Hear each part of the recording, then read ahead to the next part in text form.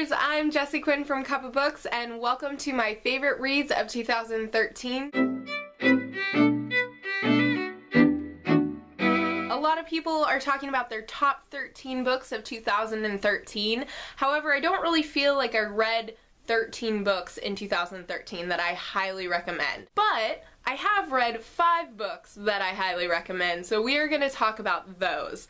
Kissing the Witch, Old Tales and New Skins by Emma Donoghue.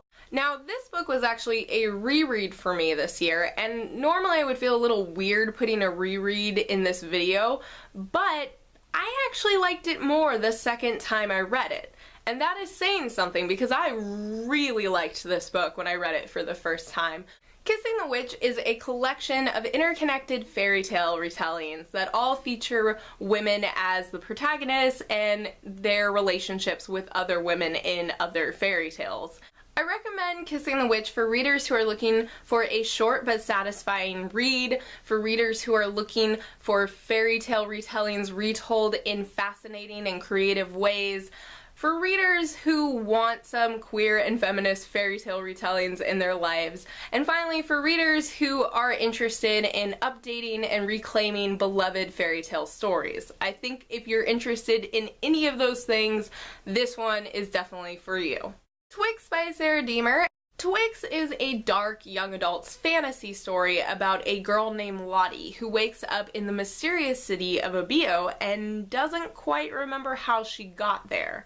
Now, this city is ruled by 3 malevolent women known as the Sixers who traffic in human hair and who might be able to get Lottie back her memories. If you don't usually enjoy young adults fiction, I would not recommend Twix. Instead, I recommend checking out the author's adult works because this is not the book that is going to change your mind. But if you are a reader who loves young adults fiction, who loves fantasies, who likes their fantasies on the darker side, who likes creative fantasies, who would love to see more queer representation in young adults fiction, then yes, you need to go check out Twix. The Gilda Stories by Jewelle Gomez. The Gilda Stories is a novel about Gilda, an escaped slave living in the South during the 1800s who is given the opportunity to become a vampire. She forms intimate relationships with both humans and vampires while trying to figure out her place in the world. I recommend the Gilda Stories to folks who both love vampire literature and for folks who don't enjoy vampire stories because I think it will be a crowd pleaser to both camps. I also highly recommend this book if you're looking for speculative fiction that features characters of color and characters who are queer, because it has those in abundance.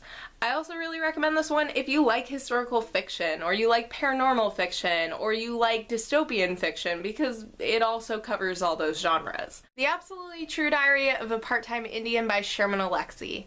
The Absolutely True Diary of a Part-Time Indian is a young adult's novel about Junior, a Native American teenager who leaves the school on his reservation to attend an all-white high school in a town nearby. I recommend The Absolutely True Diary of a Part-Time Indian to readers who enjoy contemporary fiction, who enjoy reading prose that make you both laugh and cry at the same time. I would also recommend it to folks who don't normally read young adults fiction because I think it has a lot to offer readers who are both young adults and people who read young adults and people who don't read young adults. Their Eyes Were Watching God by Zora Neale Hurston.